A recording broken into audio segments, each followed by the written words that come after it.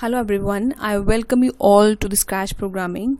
I hope you all are keeping yourself fit and fine.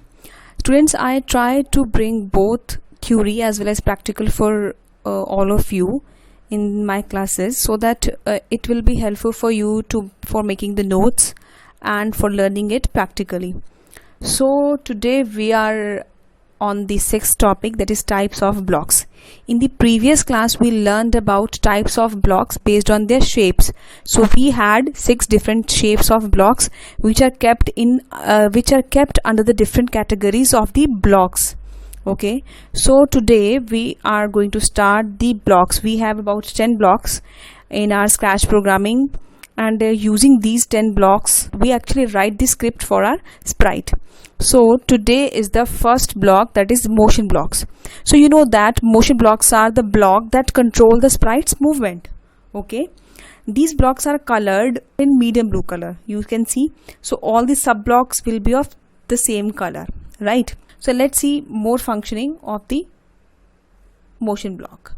So these are the functions of the motion block. First is, motion blocks are used to move the sprite on the stage.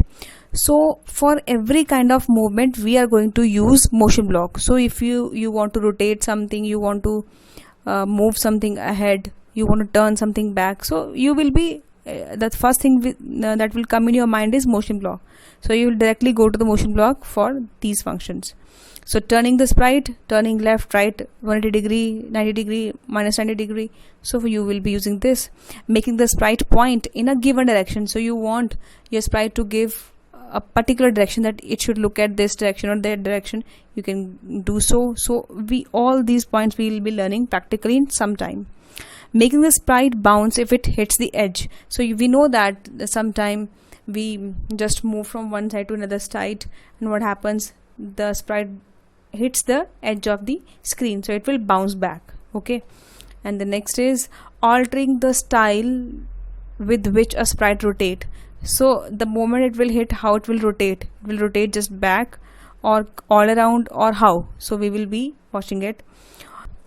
And changing the XY coordinates of the sprite on the stage. So you know that the stage is having X coordinate and Y coordinate. We know that vertical is X axis and this is Y axis. So how we give X axis and Y axis values to change the sprite position. Okay, so this is our Scratch. Okay, so this is our sprite, this is our motion block. You see all the sub blocks of the motion blocks. So let's see functioning of each sub block of the motion block. So you know that we always need this to start. So let's go to this. If I want to give the movement of just walking, so you see whatever value you will give to it, it will take. Like I want to give it 50 steps, so it will just cover the 50 step in one go. Okay, second is turning degree. So if I want to turn it, you see, this is how it works. Now turning this side, now it is rotating back. Got it? Now let's see how this works. Point in the 90 degree. Okay, students, I have taken this place. This is a draw costume. So I have just taken this place not to draw but to take it as a blackboard to make you understand. So you know that our stage is divided into X axis and Y axis. Okay, now you see this is the coordinates. Okay, the stage is like this. So if I want my sprite to move, now you just understand this. We are not going to use it. I am just making you understand this is the direction. If I'll give 90, so it will look at this direction. If I'll give a value 0, so it will pointing this direction. If I'm giving minus 90, then it will point to this direction. And if I'll give 180, it will point to this direction. Now I hope you have understood the directions. So let me delete this. Okay, so let me give it 90. I hope you have understood this. Now I want to use this point towards mouse pointer. So wherever my mouse will be pointing, it will be pointing in the direction. So it's not clear right now. Let me use this control block. It will be used forever. Okay, so wherever my mouse is, it is moving in the same direction. Okay, let me make it more interesting by using, let me stop this and let me take one more sprite. So I have this eatable on the stage.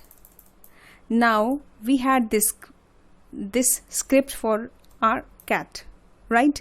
Now we had only one option, points towards mouse pointer. So wherever I was pointing, it is moving in that direction, right?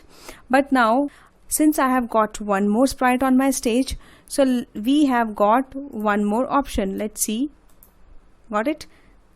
So now wherever it is moving, see, the direction of one sprite is controlled by the movement of the other.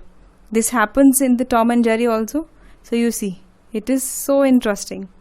Okay, so let's delete it. So I hope you have understood this also. Now let's go back to this. Point toward X and Y. Go to X this direction, Y this direction. If you just see, we come here and see the present coordinate X has this value and Y has this value. So if I want to change it and give some other value like 120 and let it be 60, so let's see, it will go to that particular area. Okay, let me change it once again for you.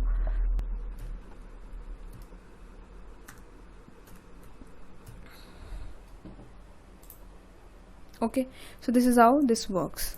Now next is glide. It's very interesting. Glide is like this. I want my cat to glide in 130 and 60 degrees, and for 1 second it will glide to. This is how it works. One more thing I want to tell you. If the time is less, it will glide faster. If the time is more, it will glide slowly. You see, it's gliding slowly.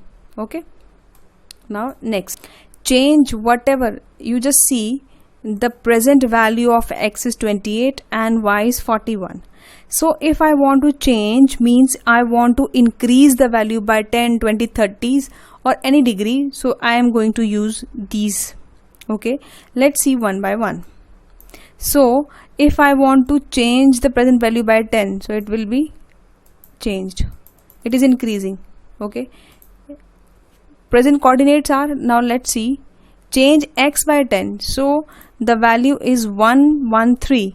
So if I will increase, it will be like this. See, it is moving in the negative direction because already the coordinates are in negative direction. So negative plus minus and plus is minus. So it is how this is how it is decreasing. If I'll give it a minus value, it will start increasing. You see, got it? So the same way, if I want to change the value of Y by 10, minus or plus, it will be working in the same way. Okay, now I hope you are clear with this. Now whatever is the value of X, X has minus 230. The coordinate of X is having this value. I want to set it to 0, so I'll use this. So X value has come to 0. If I want to set the value Y to 0, so now this is at the center. X coordinate and Y coordinate, where both are 0, it is the center place. So this is the center of the stage. Now let's see how this block works. If on edge, then bounce back. So if whenever it will be hitting the edge, it should bounce back. Now let's see, move 10 step, and if on edge, bounce. Now it should keep moving 10 steps. Let's see. Let me put this keep moving. Now it will moving. Now see, this is how our if on edge then bounce, this works. Okay, now I can set even the rotation style. Okay, if I'll give it rotation style. Now let's see how it works. Left to right means it will just turn back, left and right. Now let's see.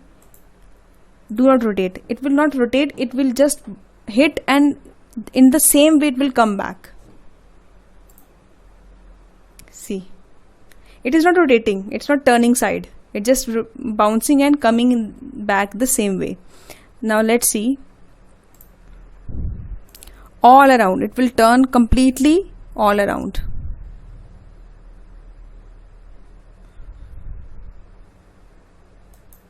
Students, I hope this is clear to you. Now these three are used for seeing the direction. This is our direct position of x, y, and our direction. So this is our direction, in which direction our sprite is moving, and x coordinate and y coordinate and direction. So if any point of time we want to see the position of x, y, and direction, we can just check these buttons. Students, I hope you are completely clear with the working of motion blocks. I would suggest you just keep practicing. It will make you well versed with all the sub blocks of motion blocks, and you will be creating many interesting projects. So keep practicing, keep yourself healthy, and God bless you all.